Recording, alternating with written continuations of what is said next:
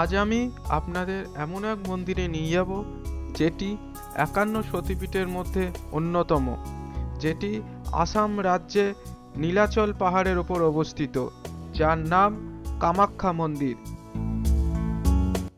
এখন বাজে হচ্ছে ৮টা ৫০। Good morning. আজকে হচ্ছে ১৭ তারিখ। আজকে আমাদের প্ল্যান হচ্ছে, আমাদের ট্রেন আছে তো ৩:৩০-এর সময় গুয়াহাটিতে, ৩:৩০ না ৩:২০ ট্রেন আছে শিলচর কলকাতা স্পেশাল, তো সেটাই ধরবো। তার আগে হচ্ছে কামাখ্যা মন্দির হয়ে যাব। তো আমাদের হোটেল চেক আউট হয়ে গেছে। এখন এখানে তো পার্কিংয়ে দাঁড়ানোর নিয়ম নেই, তো ড্রাইভার সাহেবকে ফোন করে দিয়েছি, ওনারা আসছেন। তবে একটা এখানে দেখলাম যত সকাল সকাল এই শিলং সিটি ছাড়তে পারবেন তত ভালো, নালে গাড়ির লাইনে জ্যাম লেগে যায় এখানে। গুয়াহাটি আসার পথে এখনও মেঘালয় ছাড়াইনি, মেঘালয় এখনও টপকায়নি। তো ড্রাইভার সাহেব বললো এখনও অর্ধেক রাস্তা এসছে, এখনও অর্ধেক রাস্তা বাকি, টাইম লাগবে। তো রাস্তার ধারে এখনও কিছু খেয়ে নিই, একটু চা বিস্কুট খেয়ে নিই, আবার রওনা দেবো আবার। তবে এখান থেকে যাব হচ্ছে ফার্স্ট হচ্ছে কামাখ্যা মন্দির। এবার কামাখ্যা মন্দির হচ্ছে পুজো দেবো না, তা বাইরে থেকে দেখবো, একটু মন্দিরটা দর্শন করবো এই আগে, তারপর গুয়াহাটি স্টেশনে একদম ফিরে যাব। দুপুর ১টার সময় পৌঁছালাম আমরা কামাখ্যা মন্দির চত্বরে।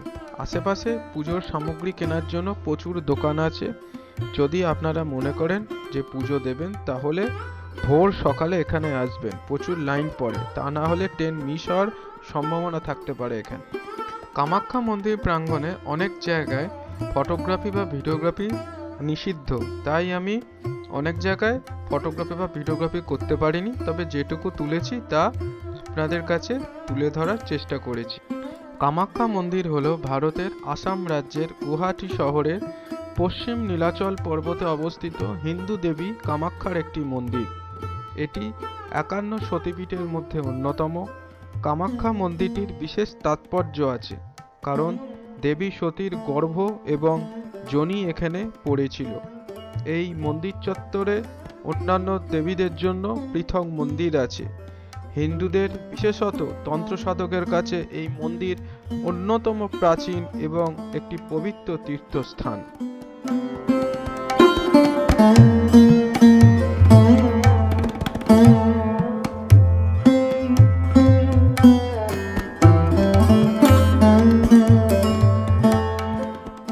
গর্ভগৃহটি পঞ্চরত্ন স্থাপত্য শৈলীতে নির্মিত।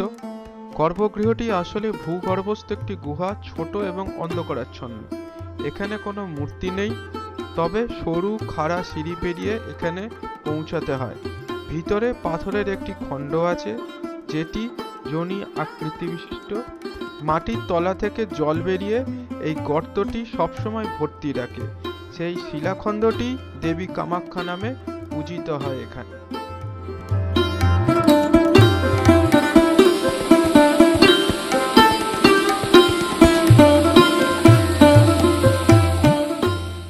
মন্দির প্রাঙ্গণের এই পবিত্র জল মাথায় দিয়ে অবশেষে কামাখ্যা মাকে বিদায় জানালাম।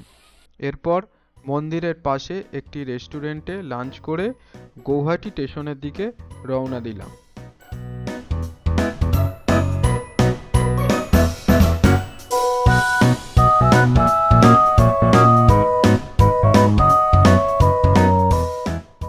ইনি আমাদের গাড়ির ড্রাইভার ছিলেন, নাম হচ্ছে সাজামল। খুবই ভালো লোক, বাঙালি লোক। প্রতিটা ট্যুর পয়েন্টগুলো ভালোভাবে দেখিয়েছেন। আমরা যদিও ট্যুর কিংডম মারফত এসেছি, তারপর ওনার সাথে পরিচয় হয়েছে। উনি ডাইরেক্ট ট্যুরও করান, ওনার নাম্বারটা আমি স্ক্রিনে দিয়ে দিলাম। ট্যুর কিংডম দ্বারা হচ্ছে প্যাকেজ নিয়েছি, 5 নাইট 6 ডেজ প্যাকেজ। আমাদের পড়েছে হচ্ছে 47,500। আর ব্রেকফাস্ট হচ্ছে ওরাই দিয়েছে, আর তাছাড়া হচ্ছে এক্সপেন্সেস হচ্ছে গুয়াহাটি 1 রাত থেকেছিলাম, 1,782, যেহেতু আমরা রাতে পৌঁছেছি সেই জন্য হচ্ছে আমাদের খরচে এটা গেছে হচ্ছে গুয়াহাটি হোটেলের খরচটা। আর ট্রেন টিকিটের খরচ গেছে আপ অ্যান্ড ডাউনে। তারপর হচ্ছে ফুডের খরচটা গেছে হচ্ছে 10,000, এটা হচ্ছে 3 জনের জন্য। পার্কিং ফি হচ্ছে 1000, আর হচ্ছে এন্ট্রি টিকিট হচ্ছে 3000। এগুলো সবই হচ্ছে 3 জনের হিসাব। তাহলে টোটাল লাগলো আমার হচ্ছে 72,278, মানে হচ্ছে অ্যাপ্রক্স এটা হচ্ছে লেগেছে।